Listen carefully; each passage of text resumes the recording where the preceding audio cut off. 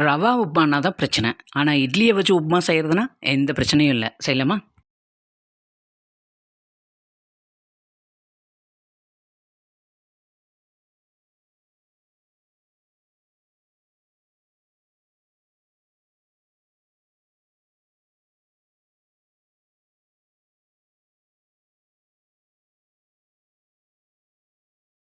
இது கூட 3 தக்காளி வந்து பொடியா சாப் பண்ணி வச்சிருக்கேன். அதையும் இதோட சேர்த்துடுறேன். சேர்த்துட்டு நல்லா வதக்கி விட்டுட்டு, இப்ப 1/4 டீஸ்பூன் அளவுக்கு மஞ்சள் தூளும் இதோட சேர்த்துட்டு நல்லா வதக்கிடலாம். தக்காளி நல்லா சாஃப்ட்டா வெந்ததுக்கு அப்புறமா, நான் வந்து ஒரு 20 இட்லிய வந்து இந்த மாதிரி கட் பண்ணி எடுத்திருக்கேன். சின்ன சின்ன பீஸா. எல்லா இட்லியும் நம்ம இதோட ஆட் பண்ணிடலாம். இந்த இட்லிக்கு தேவையான அளவுக்கு உப்பும் இதோட சேர்த்துடலாம். சேர்த்து விட்டுட்டு, இப்ப இத எல்லாத்தையும் நல்லா கலந்து குடுத்துருங்க.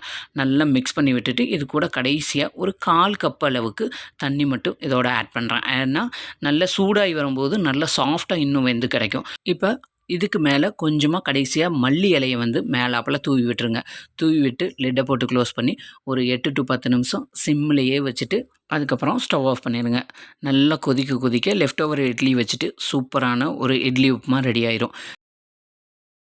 இதே மாதிரி இட்லிய வச்சு நெறைய வெரைட்டி வந்து நம்ம சேனல்ல நெறைய வீடியோ போஸ்ட் பண்ணியிருக்கேன். இந்த வீடியோ புடிச்சிருந்ததுன்னா, உங்க ஃப்ரெண்ட்ஸ் அண்ட் ஃபேமிலிக்கு ஷேர் பண்ணுங்க. இது அவங்களுக்கும் யூஸ்ஃபுல்லா இருக்கும். மறக்காம நம்ம சேனல லைக் பண்ணி, சப்ஸ்கிரைப் பண்ணிருங்க.